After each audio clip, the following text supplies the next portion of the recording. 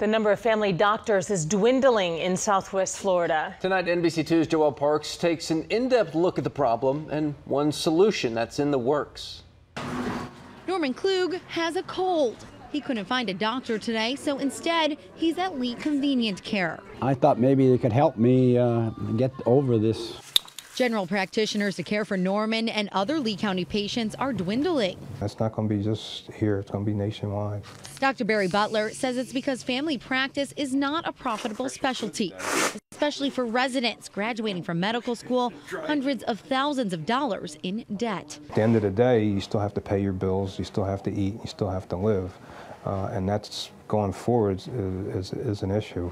Lee Memorial Hospital estimates a shortfall of 162 general practitioners in their system over the next 3 years. To fix that, they're waiting for their accreditation to start the hospital's first residency program. We take them from head knowledge to practical knowledge and make them full functioning physicians.